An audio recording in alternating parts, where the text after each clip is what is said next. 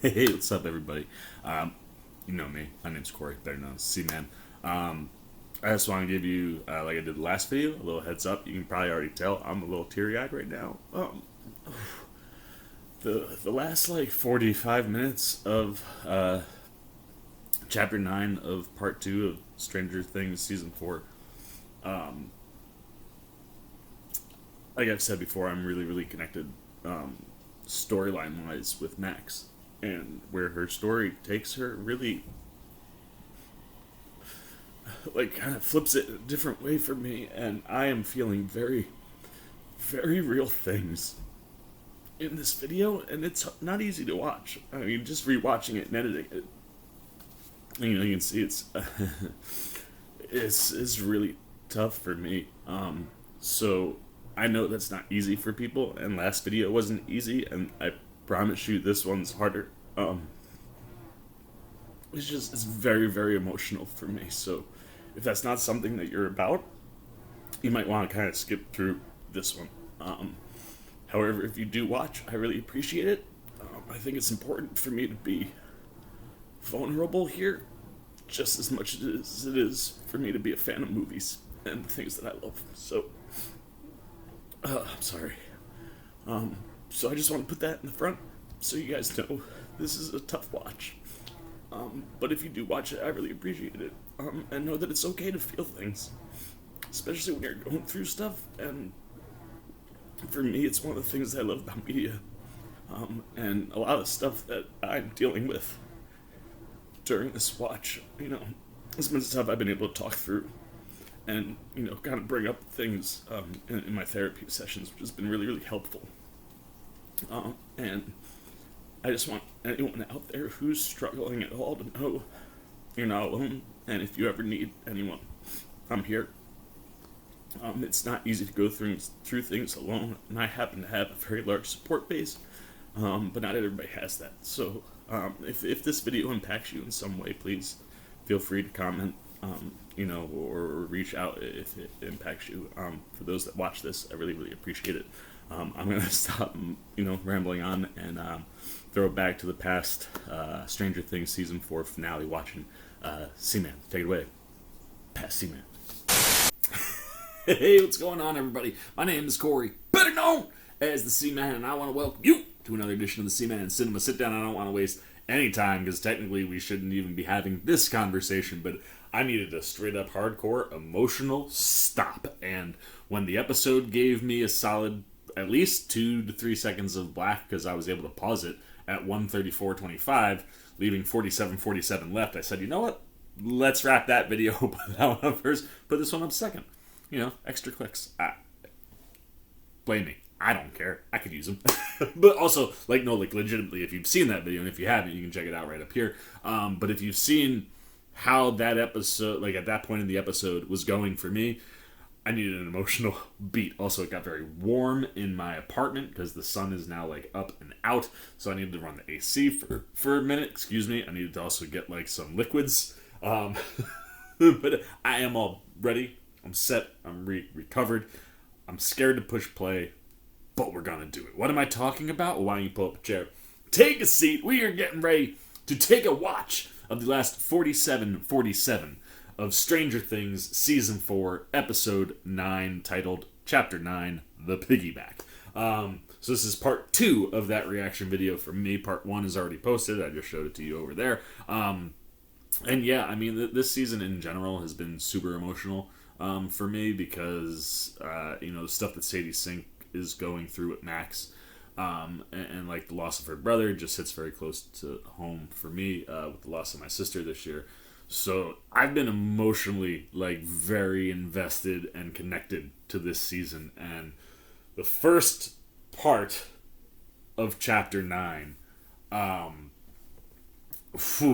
it just exploded on all those emotional things and in each of the individual story pockets. And man, I am terrified of where we're at with everybody. I am legitimately scared for the whole crew. And I love the fact that this show, whether I was going through the things I was going through in real life are not. I think that's just amplifying the level and magnitude of the emotions, but like the way this show just makes you feel the emotions. Like, I love that shit, man. Like, I love it. And because you feel it, like, you are really, really genuinely connected to these characters in a way where, like, I care a lot about them, even though they're not real. But yeah, I mean, Max is on death's door, the way it looks where we left off. Elle just got free. Lucas just got the shit kicked out of him, but he won, so there was one positive. Eddie is being eaten alive by bats. Dustin is just watching. Steve, Robin, and Nancy are just straight up attached to a wall, also being choked, knocking on death's door. And then the Cali crew is just trying to supply Elle with all of the positivity and love that one can, as Mike finally told her flat out, like, he loves her. It was wonderful. But fuel that power of love, man, to give her that extra juice she needs. So that's where we're at. Like I said, we're 134.25 in. There's 47 left. Black is on the screen. We are positioned. I hope that I am ready for this last 47 minutes.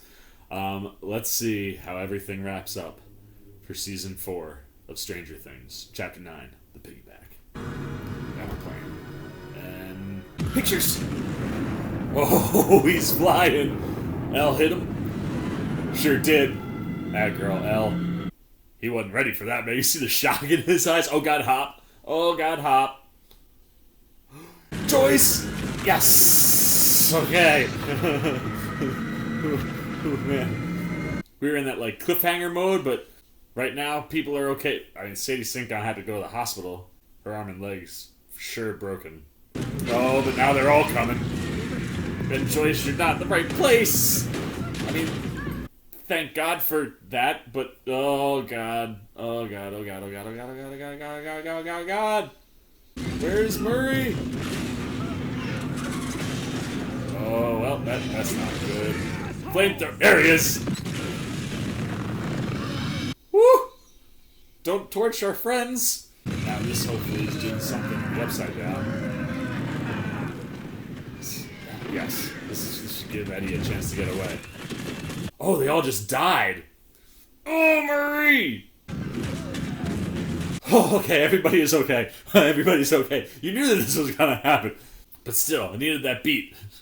I don't believe in a higher power or divine intervention. But that was a miracle. Hop's plan worked. Then we better not waste it. A lot of peril still for these three.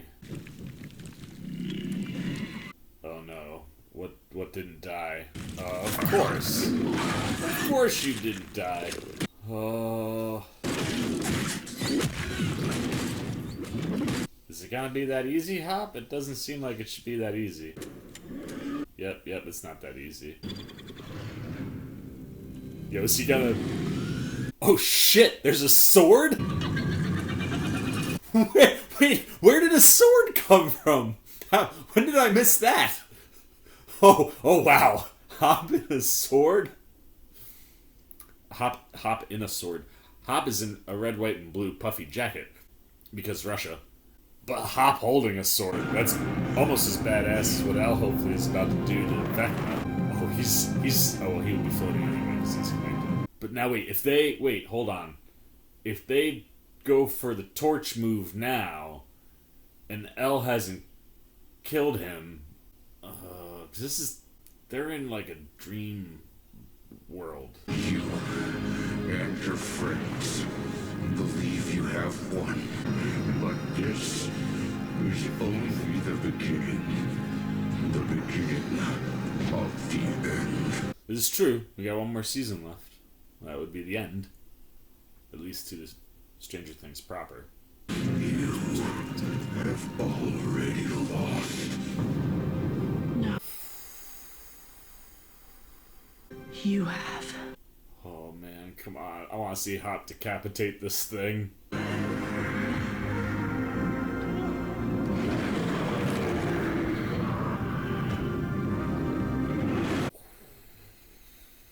Get him, Steve Harrington. I feel like he's gonna wake up and catch it. There goes the arm. I would have gone for the head.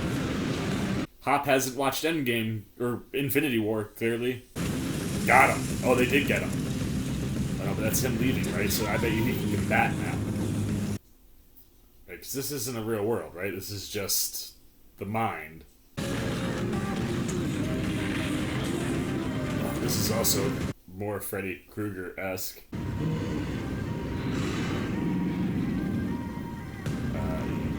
You guys got more Molotovs? I'd probably throw them. I might start shooting. You thought fire was just gonna kill this thing? Oh god, come on, hurry, Robin.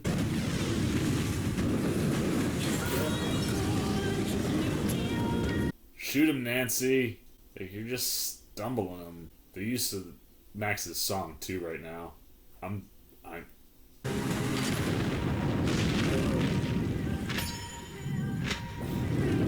love how badass Nancy is.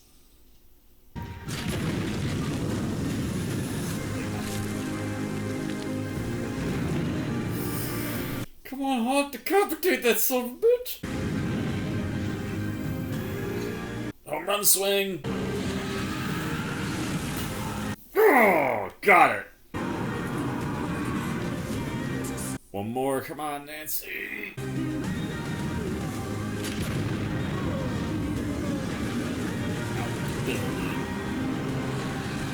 This is something very... Dude, the music and everything right now, like, this whole sequence has got me... Let's go! He dead? He dead?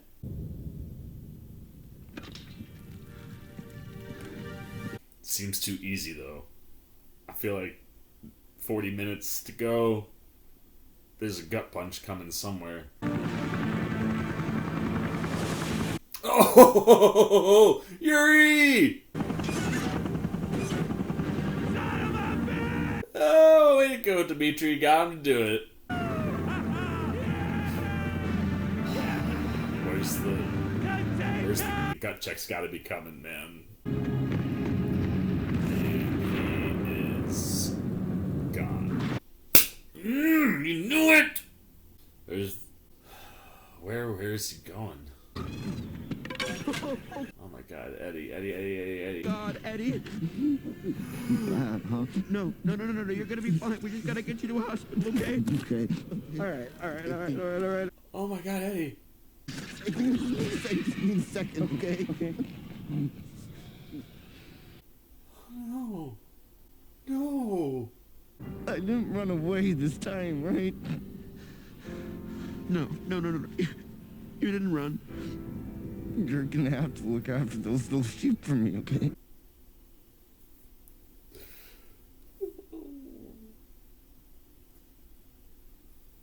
Say it. I'm gonna look after. Good. This thing magically could graduate. I think it's my year, Anderson. I think it's finally my year. I love you, Dad.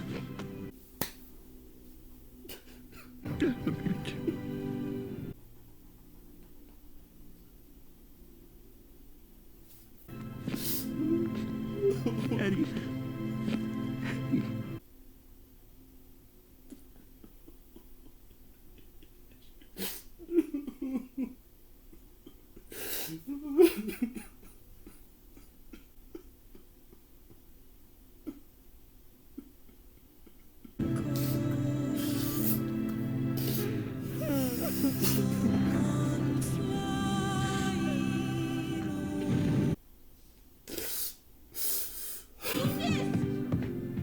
We need a doctor! Call an ambulance! Hurry, call an ambulance! I can't feel or see anything. I know, it's okay. We're gonna get you some help, okay? And just hold on.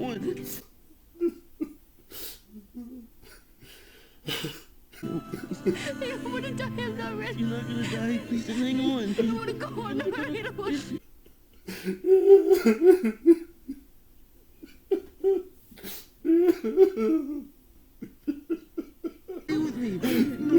Stay with me. Just look at me, Max. Max.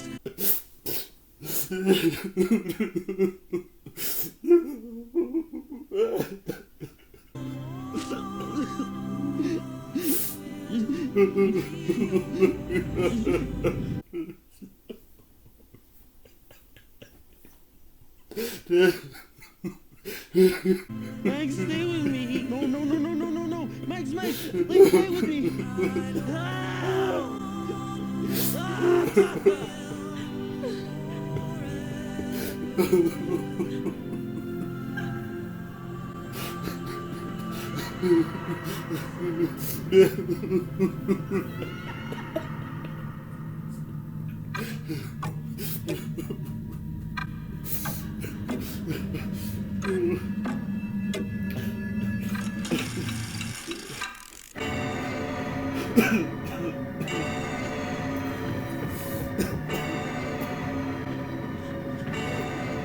Four times.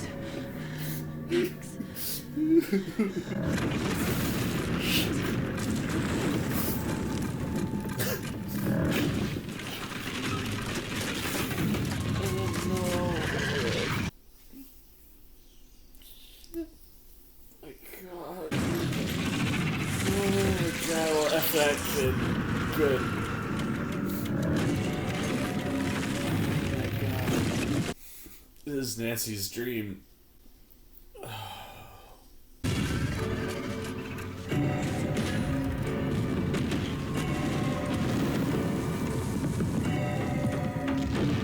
my god, dude, it's all of Hawkins. It's all failures. Jesus Christ.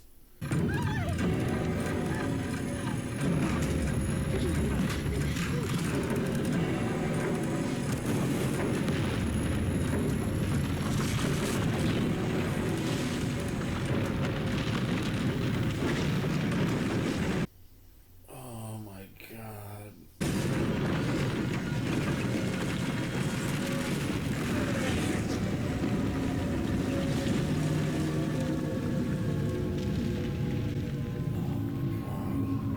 Also, why did I not bring the tissues out?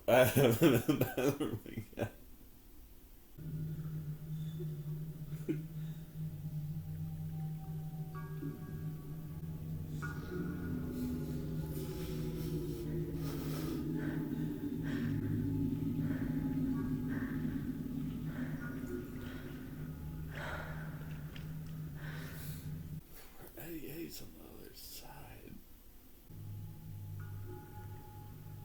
You're not going. No.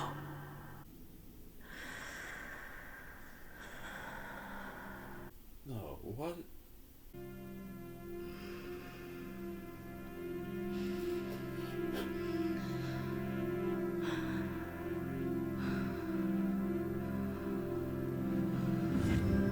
Hi. Hi? Max wanted to have a sleepover. Which one? This is Wonder Woman, aka Princess Diana. Not Hopper. Not Mike. You.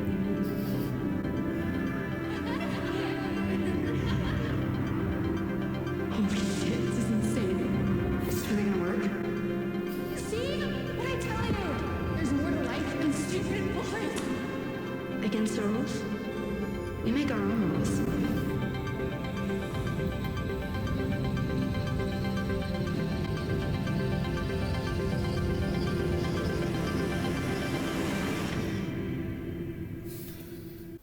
So they built in another pause moment.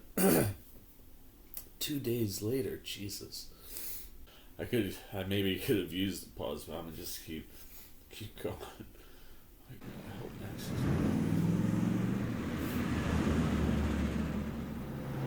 Oh my god, they drove cross country? Is okay, so Elle's up. What, is Max alive? Dustin and Eddie. Most recently, a string of high school students were killed in a series of ritualistic murders which have been linked to a local satanic cult known as Hellfire. Eddie Munson, the leader of this cult Are and you prime effing suspect in kidding the me? murders, The news has been is missing running since that the earthquake bullshit and is story? presumed dead. But this offers little comfort to the people of Hawkins, who are scared, angry, and searching for answers. Why their town? What have they done? Kiddo saved the town. Are you hearing this? They're now calling it a doorway into hell. Great. More hysteria. Just what we need. It's the news. Now indistinguishable from the tabloids. Scarily true. Mr. Rabbit. It's okay if you want to save him, you know. No, he'll be more loved in a new home. Someone order a pizza? Pizza? Oh, this is a reunion that we all need right now.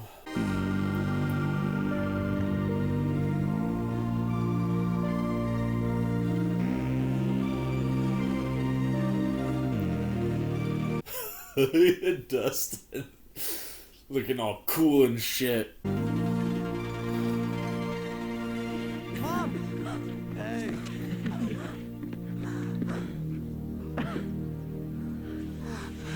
You are never going on vacation again, you hear me? In fact, you can forget about college. You are staying right here.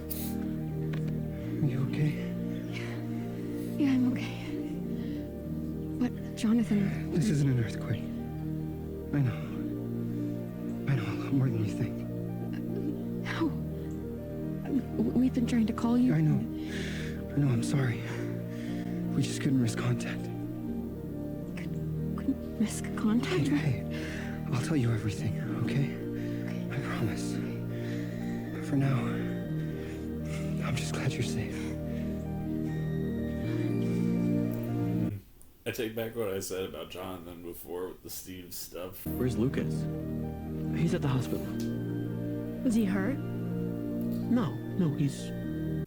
With Max. Oh, God. You don't know.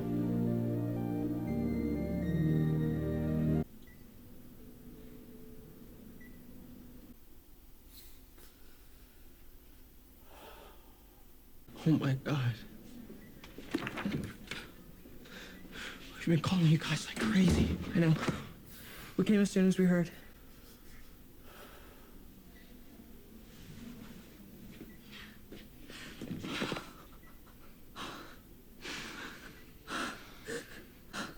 I'm sorry.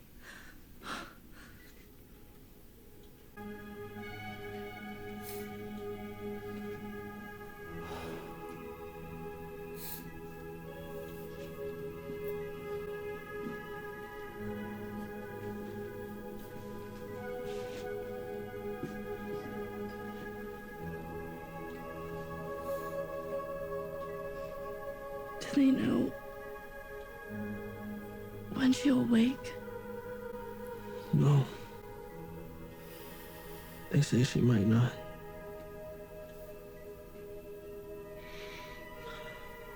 Her heart stopped for over a minute.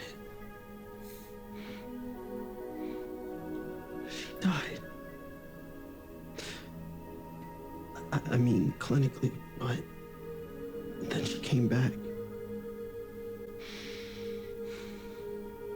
Doctors don't know how. They say it's a miracle.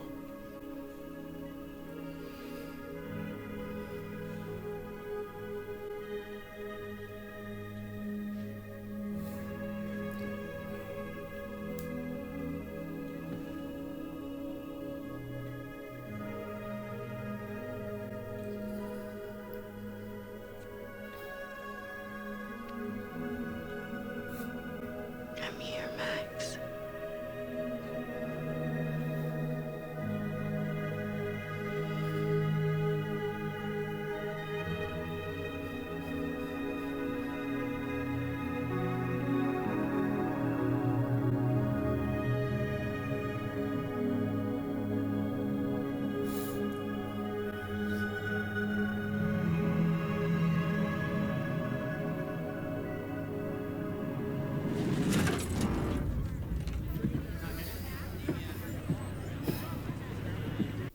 Man, everybody loves the trunk shot, man. That's like a classic. Boys use that all the time. I just saying, like, they've made that a staple because it pops up so often. But everybody loves the damn trunk shot, man. It's a good camera angle. So these are blankets and sheets, and some clothes and some kids' toys. Do you want a tax receipt form? No, I don't think that we need one. Thank you, though. But is there anything else that we can do to help? Then we sort by age. We've got infants, girls, boys, men. I found another jar of peanut butter and it's crunchy stuff. Huh. Robin, Vicky. Hi. what are you doing here? I am making PB&Js. Right, yeah, no, duh, of course. I am also making PB&Js, as it so happens. Cool.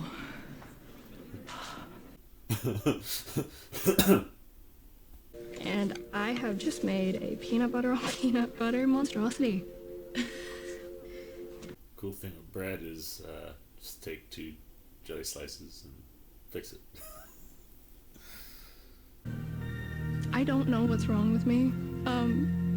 It's like sometimes my mouth is moving faster than my brain, and it's like this runaway train, and I cannot seem to get it to stop no matter how hard I try. You know what I mean? Yeah, I think I know what you mean. But I did. Steve's so happy. Thank you so much. Oh, how big is that? H2O. Vital for all forms of life. I like this too, by the way.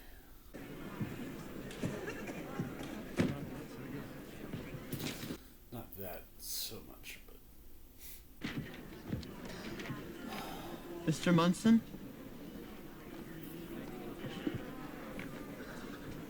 I like seeing the gang actually. I'm Dustin Henderson. Can we talk? Can't imagine we got anything to talk about. Good day to you. I was with him. I was with him when the earthquake hit. And where is Eddie now?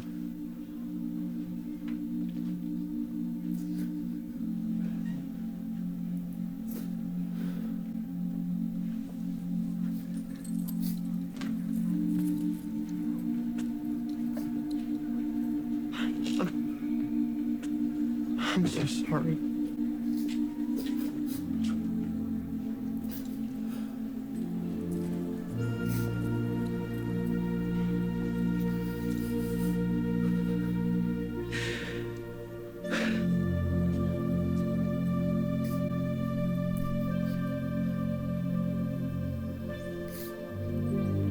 I wish everyone had gotten to know him.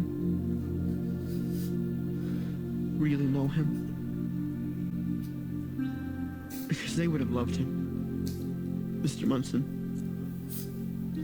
They would have loved him. Even in the end, he never stopped being Eddie. Despite everything. I never even saw him get mad. He could have run. He could have saved himself. But he fought.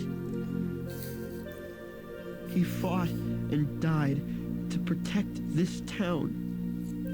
This town that hated him. He isn't just innocent. Mr. Munson, he's a hero.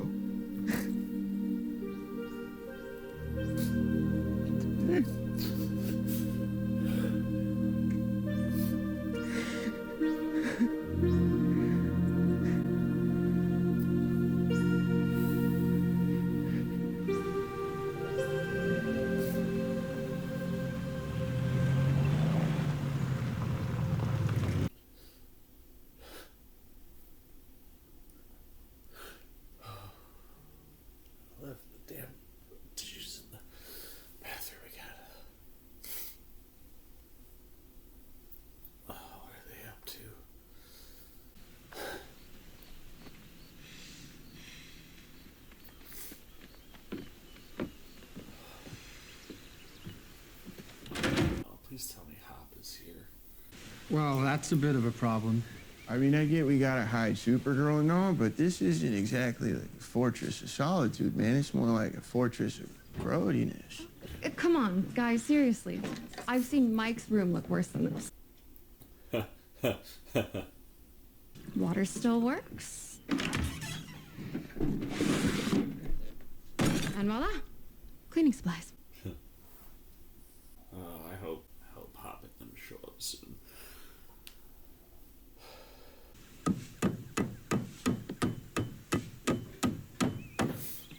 What's he doing? Looks like he's gathering mushrooms. He's a little on the eccentric side. Well, welcome to the club, right? Yeah, welcome to the club. Let's hope one is dead and rotting. He's not. Now that I'm here in Hawkins, I can feel him.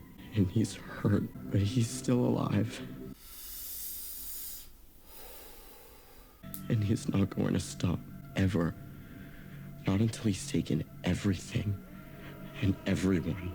We have to kill him. I think Will's in for a big season 5. We will. It should be Will that finishes him off, being like the first legit victim and trapped there for as long as he was. I have a feeling we dove into all the L stuff this season. Well, her bestie in real life, Noah Schnapp, he's gonna get his try, I think, in season 5. Which I'm excited for. Was that a car that just pulled up?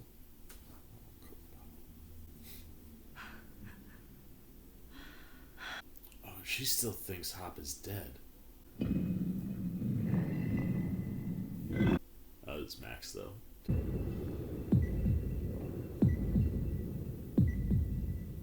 Him being alive, do you think he's gonna be able to use Max somehow?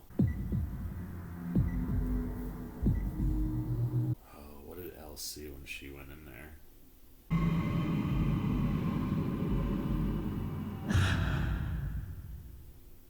I forgot she did this before. Max? Max? Max? Is Max actually gone?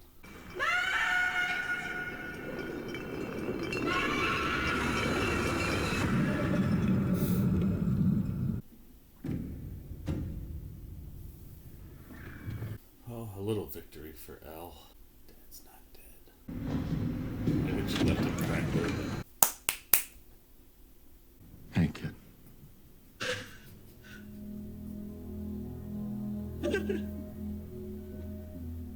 Hi.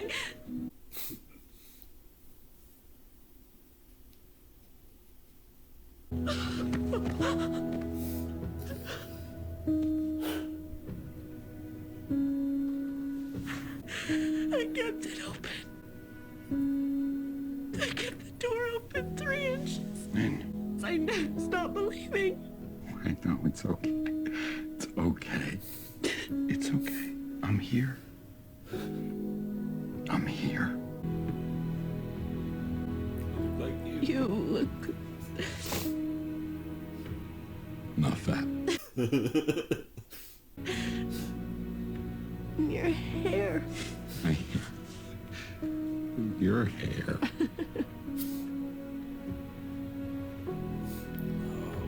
Duffer Brothers, you're not allowed to separate these two anymore, okay? Yeah. I kind of stole your look, kid. Well, what do you think? Pigeon.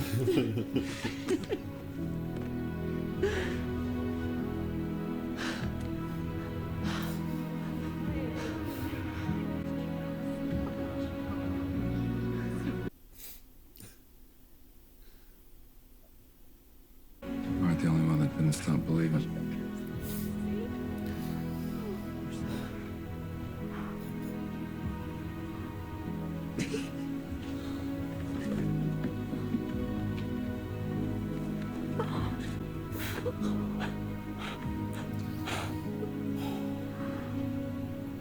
I'm happy you went to your conference. It was quite the experience.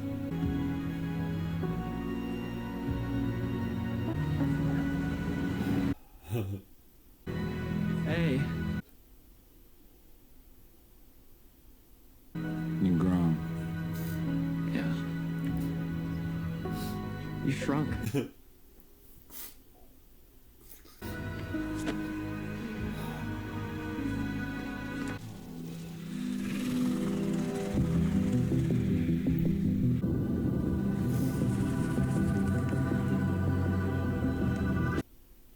Oh, they can all see that. Well, I guess that is a giant rift, right? So all the monsters are coming that Nancy saw.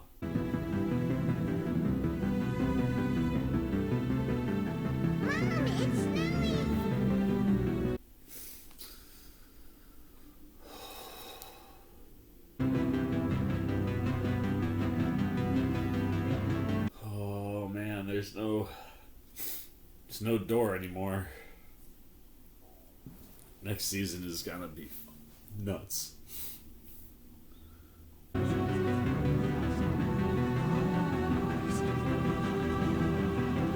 It's so cool. I mean, terrifying, but the way they're doing it, cool. To see their reactions to this versus normal people that have no clue.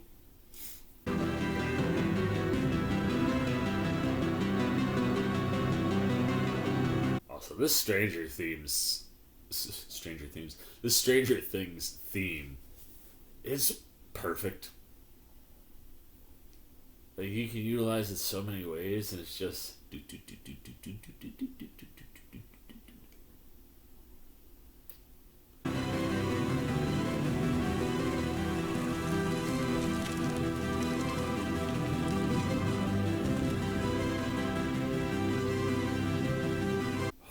it's turning.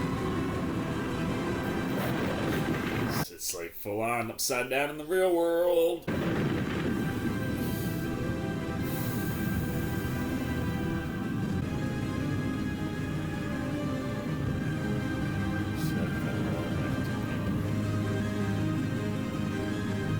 This score is epic. How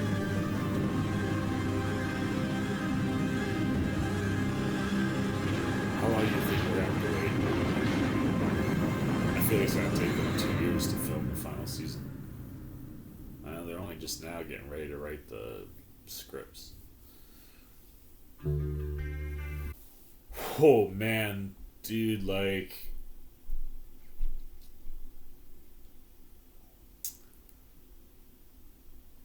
What's in the background there?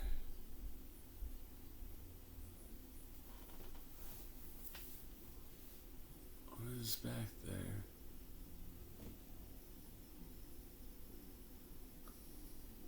Whatever that flickering red is, I want to see. Oh, Stranger Things season 4. I was like, what is coming out of the darkness? It's the logo, but I like how they're splitting it with all the names. That's fun. Oh man, I thought the first hour and a half was gutting. Jeez, man. I cried way harder in that last 47 minutes than I did the first hour and a half. That was... So it's one of these things I've been talking about recently with a buddy of mine, because The Boys is on. Boys, for me, bar none, top of the top when it comes to television right now. I mean, from storylines, character arcs, performances, the direction, the visual, like everything about that show, the shock factor, the reactionary factor of that show, so to speak. It does everything that a great drama does and packages it in this comic book horror, like batshit crazy world. And for me, it doesn't get any better than that. And then he was like, well, Umbrella Academy. And Umbrella Academy is also one of my favorite shows on television. That show, again, when you're talking about writing and juggling characters, it's all the same things. But I was like, The Boys for me just hits the things I like a little bit harder.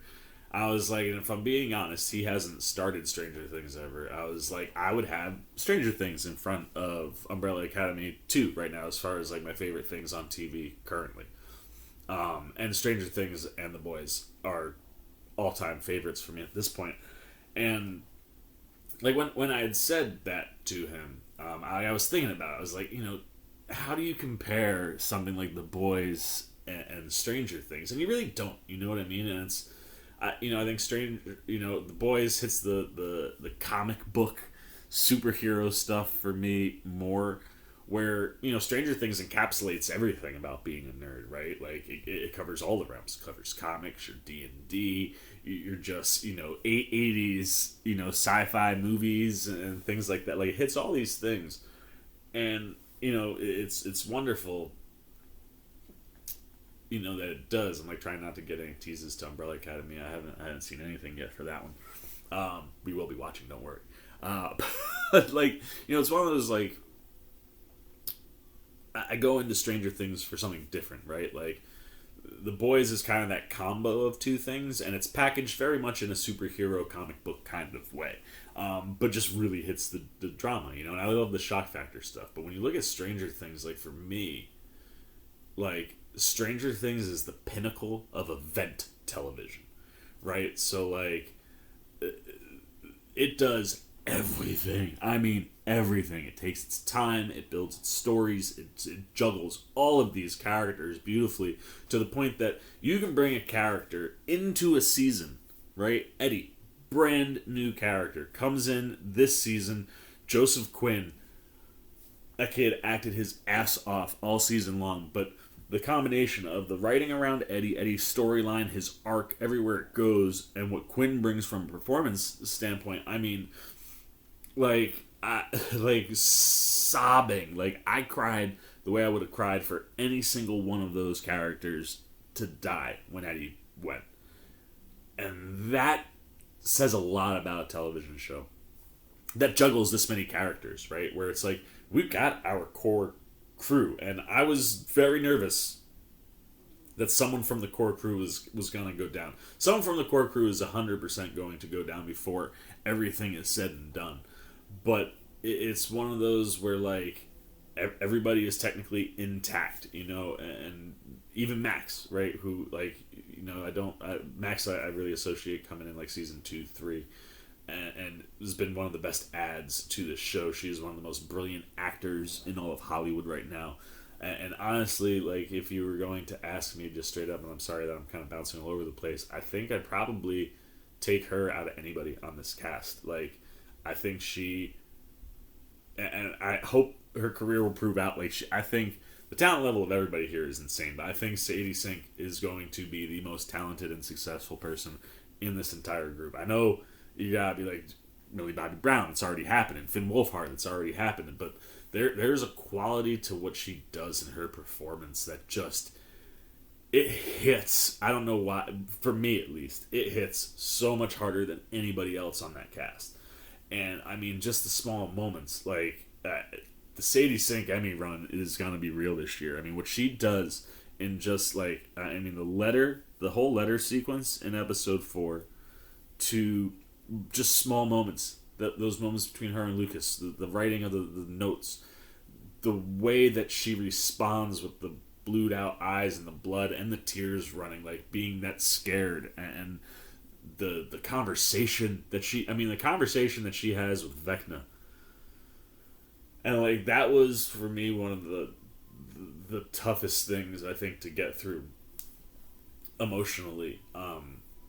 I understand Max in, I think, a different way than a lot of people, and like to hear her just out loud say things that nobody ever wants to say out loud, like a passing thought, something that comes in your head, even if it stays but leave, like, those are easy to walk away from, to verbally out loud confront it the way, like, that scene alone, like, that's the scene you give in the Emmy reel, right? Like, that's, like, if you get nominated and you're up on the actual, like, night of, that's that you pull from that, man.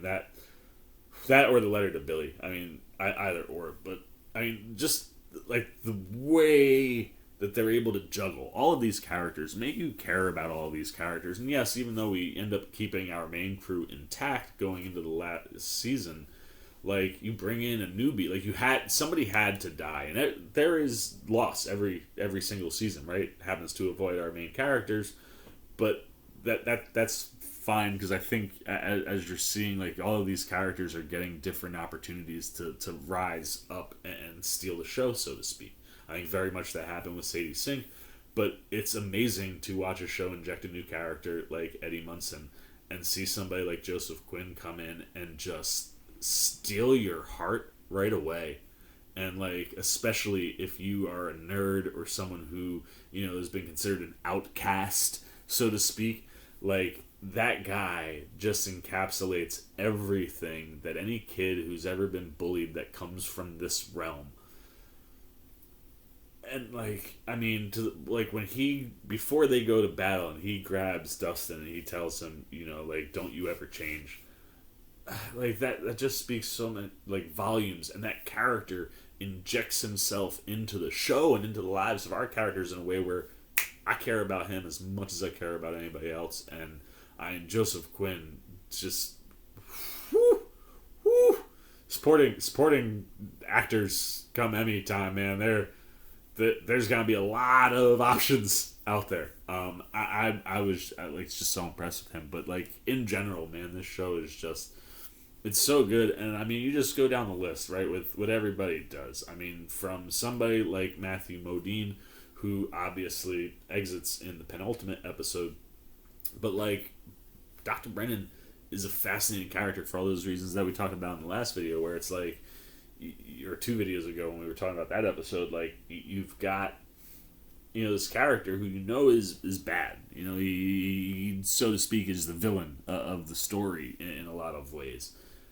But the show's able to give you moments, right, where you're able to see glimpses of his perspective, and in his own sick way, he cares about Elle and maybe wanted to do things that weren't evil or sinister.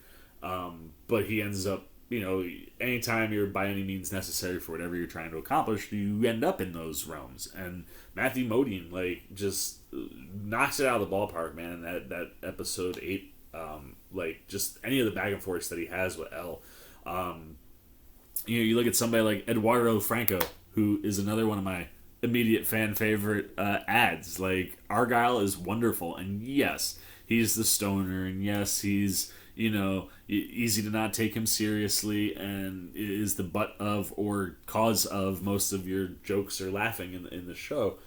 But, like, every once in a while, when he has a moment, you know, in the Argyle way, like when he figures out, oh, we can go to the pizza place to create the deprivation tank for you know, for Elle, or like when, you know, any of the back and forth that he had with Jonathan at the early part of the season. Like, it's just somebody who comes in, and Eduardo Franco just eats that roll up, man. Like, full in, leans in, and becomes one of the most likable, lovable characters on the show. And, like, yeah, no real threat of losing him.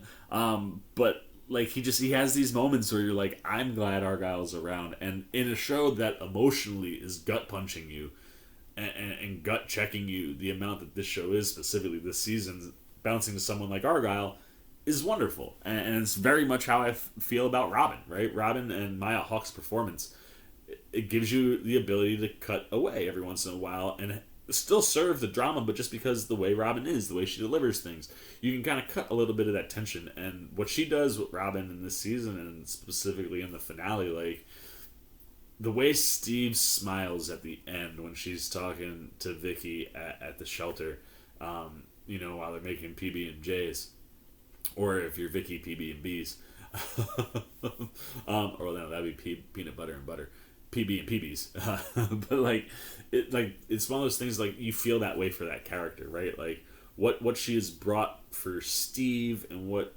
that relationship means, because we love Steve, makes us love Robin, and just her perspective, the way she looks at things, because she has no filter and can kind of just ramble on, and someone much like myself, I get that, you know. And that's, I think, the other thing I love, and the reason I connect with the show and the characters so hard is like I can see myself in every single character in certain ways, man. Like it's the characters specifically, like I said, for that outcast, you know, quote unquote group of people that the world kind of looks at sometimes. Like you can see yourself in different elements of every single one of those characters, and like it's wonderful to see how they all are able to work together and come together. But like Robin is one of my, again, one of those just immediate fan favorites. Like I very much was looking forward to Eddie coming, you know, going forward the way he did for her. And same thing, man, when they're all in jeopardy, you're just like, you just don't want any of them to go, man, because you care so much. But Maya Hawke, I mean, she's been phenomenal and doesn't ever stop there. I mean, you look at the other two that are with her on the Upside Down, Joe Keery and Natalia Dyer, you know, Steve and you know, Nancy. You know, it's one of those, like, when you're in the moment and it's just those two, you're like, I love this so much. And then you get, like, a beat where Jonathan can pop in, and you're like, oh, but, like, I also do, like, even though I like Steve more than Jonathan, like, the relationship and where that's come from, like, you feel that. And the show does a good job of juggling it. And so do the actors. And I just, God, the way Joe Keery has just won you over as Steve Harrington over the years. And that's where it's, like, those conversations with you know, Nancy, where he's like, you were the lump on my head I needed to kind of check myself and figure my shit out. And then, you know, because you've seen that happen throughout the course of the seasons and the way all these characters grow. Like, Kiri's just been phenomenal. Natalia Dyer, like I said, we get through whatever season 5 is, and, you know, maybe you shut the majority of the Upside Down, you know, so to speak. But, like, some of that shit's still floating about and bouncing around. Natalia Dyer Detective Agency, take down Upside Down problems. I'd be here for that. You wipe out the whole Upside Down. You just want to do a spinoff where it's like private investigator Nancy Wheeler. Like, I am here for that. What she brings from an investigative standpoint, which we get at the beginning of the season, in part 1 of season 4, to like the badass kind of like Ripley style to her delivery in the back half of the season and in the finale. Like, I love that. And you combine those two things, man. You can make her a federal agent. You can make her a private investigator. Like, don't make her a journalist. That's too boring. You could do things with that character, and you could take that character out of the Stranger Things. I mean, like I said, you could leave that in there, but you could take it out and you could just give me her doing regular old badass shit, and I'd be here for it. Natalia Dyer sells that stuff so hard. Gosh, who else can we talk about, man, when it comes to season? David Harbour. I love seeing the transformation of David Harbour, and like, because of, I mean, a lot of his physical transformation stemmed, I mean, maybe personally, but obviously Hellboy was a big jump to that, right? Because you had to come down, but like, even from there, he was still kind of big. He's kind of gotten himself down now to what I would assume would be a healthy weight and size for him. Looks great, and he lost a little bit of his Hopper this season, in the sense that, like, without that mustache, I only see David Harbour. And especially with, you know, skinny Hopper, like, it just feels more like David Harbour and less like Jim Hopper. So that mustache needs to come back, like, ASAP. I know it was a little bit starting to show it's returning there toward the end of the finale. But like, yeah, like watching it, I felt like I was watching Harbour more than Hopper. And that's not necessarily the show's fault. It's just so much that mustache, man. Anytime you have a character with a mustache, it just, like, if you took the mustache off of Dimitri, maybe I would have remembered it was faceless homeboy from Game of Thrones, because a mustache can really tweak a face. Trust me, if I took mine off, you'd be like, who is that person? But, like, I need that back. That not being said, the writing around Hopper is spectacular this season. And Hopper is Hopper. He's the most Hopper could be all season long. And watching him wrestle and deal with the stuff that he's come out of from the first 3 seasons, seeing that emotional side and then getting to see that hero, man. I mean, he decapitated that freaking Demogorgon. Oh, man. So, like, you're like, yo, them Hellboy skills coming in pretty handy right there, David Harbour. I mean, that stuff was great. But, like, you know, one of those things where that whole run in Russia was fantastic. You know, that could have been its own little offshoot 4-episode miniseries, you know, and I would have been there for all of it. I mean, Harbour is great. Winona Ryder, fantastic. Their chemistry is so good. And like I said, I love this show has given, like, Winona another run in front of a big audience to show off her acting skills, because whatever's going on, with her personally, I'm not saying that anything is going on with her right now, but it's like, I feel like last time we saw her publicly was like at the award shows and all the weird faces and stuff, and she's a little off, but like that doesn't matter because she is so money when she is on camera, and like someone I grew up adoring as an actor, like to see her just crushing, and like I said, that relationship between Joyce and Hopper, getting to see it finally get its moment for a minute, and just even after, or I guess it was maybe in the lead up to it, like the way they were still dancing around the Hopper describing the date and stuff, that stuff was wonderful, and they crushed it. You can't say enough about Brett Gelman. I love Murray.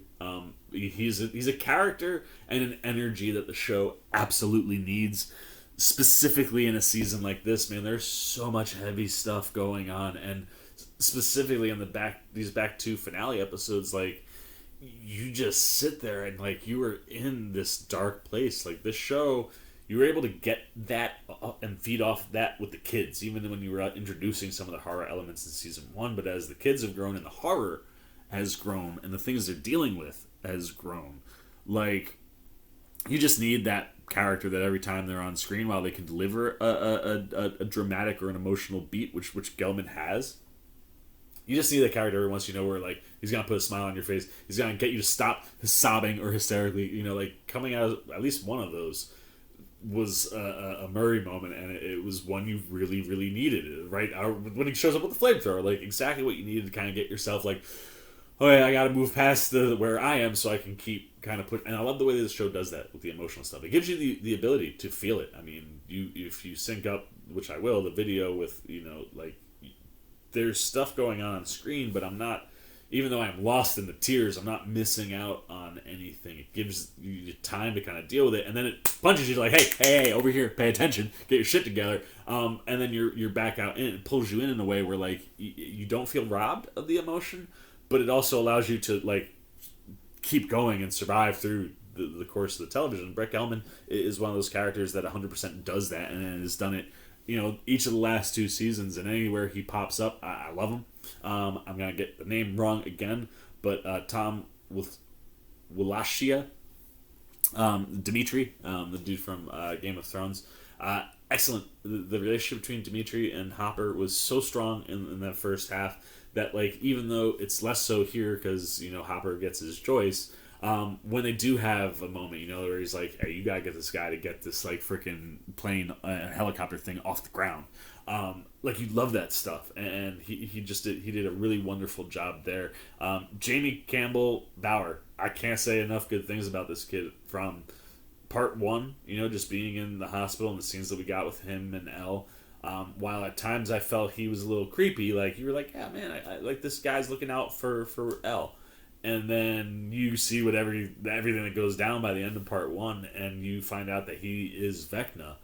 And then you find out that he's actually Vecna, like he's in the suit, they do all the makeup, it's his voice. I for sure thought Robert Englund was involved in some way, just because of the voice and the way that he moved. Like, it's one of those where having Englund show up to do, the Victor Creel stuff, I wonder if that gave Bauer the opportunity to pick his brain about Freddy and things that Englund might do, because Vecna very much is, Freddy-esque. And when I found out that Jamie Campbell Bower was the guy in the suit and the voice, I was like, holy cow.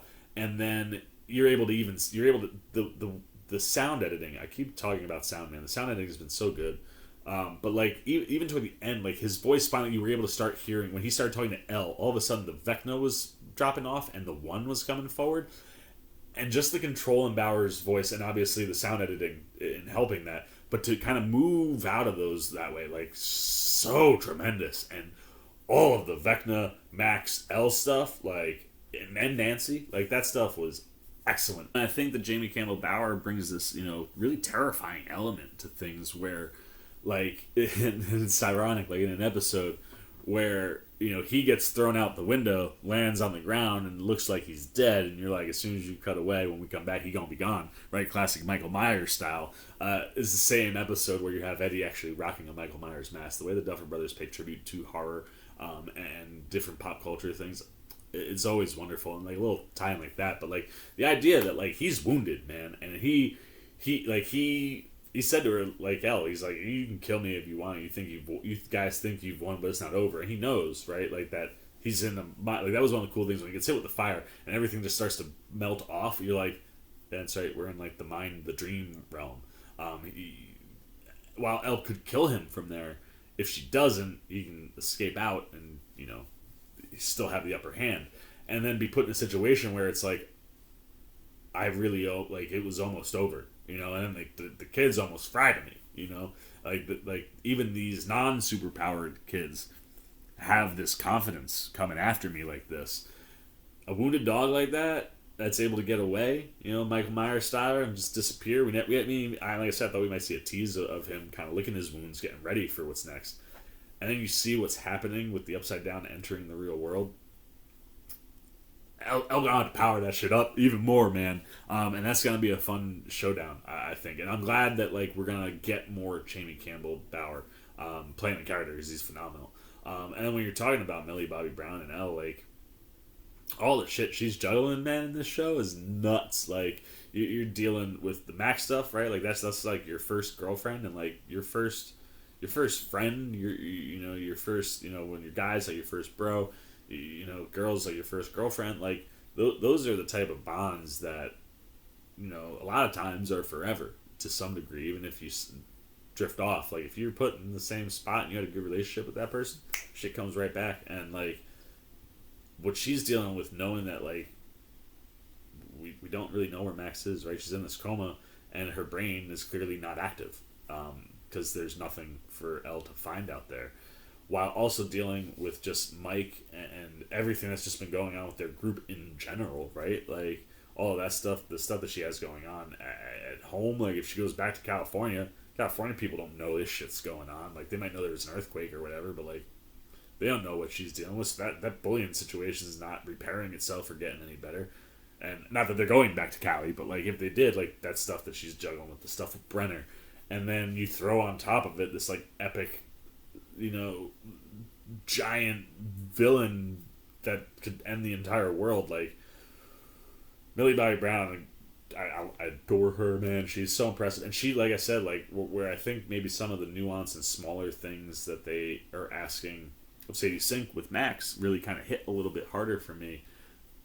Millie Bobby Brown's the one who carries this event show, and this is really an event. Like the score is epic by the end of that, man. Like we are building to an event. We are building to an event every season, and every season is building to what is coming in season 5, and it delivers on all that event style television. And it's what makes it, one of my favorite shows on all of TV, and just the way that it's able to juggle and handle all of these characters. And I mean, I want to make sure that I hit everybody, but Noah Schnapp, like I mentioned, I think he's got a big season 5 coming.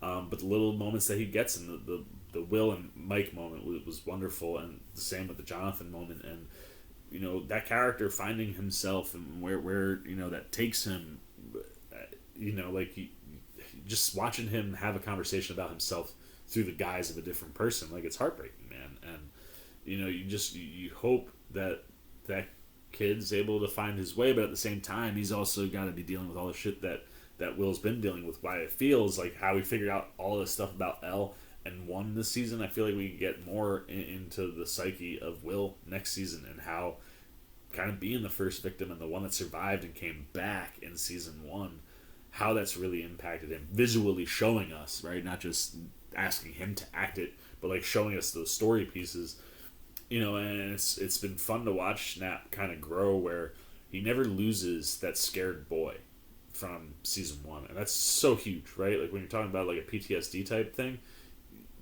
or a traumatic event, like one of the things that we've talked about with what happened with all the stuff that went on with my sister, is like she kind of was in a very teenage mentality, because that's when those things started, and it kind of trapped her there. And I think Noah Schnapp does a really good job of facially communicating that, and just the way that he reacts when he gets nervous, he gets scared, he's able to bring you right back to that kid, and it feels like that kid is still here, and that's really interesting for the character. Where if they're able to explore it, awesome. But if they're not, Noah Schnapp is doing an unbelievable job delivering that material just through what he's doing on the acting side. And then obviously Gaten Matarazzo, I love that kid. Dustin's the freaking, like, you just want to love that kid, you know what I mean? Like, he's one of those kids where it's like, I wish my kid is as good and caring about the people that he cares about the way that Dustin is. And Matarazzo just nails that stuff, so that when Eddie goes, I mean, some of the hardest I cried was when Eddie left, and a lot of that is because of how hard Dustin is crying in that moment, and just the way he feels and the way that he rallies everybody when he gets his moment to kind of be like the guy and like figuring things out and putting pieces into place. Like, I just love seeing all that stuff for him. And then I know I've said it, but like, you know, Finn Wolfhard, it felt like he got kind of underserved. I love that he gets that moment with Elle, but again, someone else who I think has a big season 5 coming in. Like Will says, though, he's the heart. You know, he's the glue, so to speak, where it's like when everybody needs that push, that moment, he's the one that's going to be able to do it. And you're going to get that a little bit, I think, with Dustin too, right? Kind of being like the one who looks out for the outcasts going forward, where like it can kind of be fun to see, you know, Gaten and Finn play with that stuff maybe in the next season. But even in the little that we get with Finn Wolfhard, I mean, he's tremendous. And just, I mean, that moment with Hopper was so good. You know, where they just kind of look at each other, and he's like, "You've grown up, kid," and he's like, "You shrunk." I love that stuff, and it's true, man. Like, these kids have grown up, and we've watched it in front of our eyes, and for them to just be handling and dealing with the type of stuff that this show is dealing with, like, whew, man, it'd be interesting to see how this show impacts them as adults, right? Like, you get like 15, 20 years removed from this, be like, all right, so like, really going through all the stuff that they asked you to go through in Stranger Things, like, how'd you deal with that stuff, man? That's conversations I'm fascinated for somewhere down the road. But as far as Stranger Things season 4, chapter 9, I mean, could it have gotten any better? It literally delivered on everything. And again, it takes its time. It gives you 2.5 hours of content. Like, get out of here. Get the C-Maniacs up. But you guys already know where we're going. But like, this is an episode and something that shows you that this show understands event television. It's been building. It's had super high moments many times all season. And yet you take everything that you did before and just allow that to be the foundation to really springboard and deliver the finale that you get. And this episode was exquisite. It did everything, man. It hit you emotionally.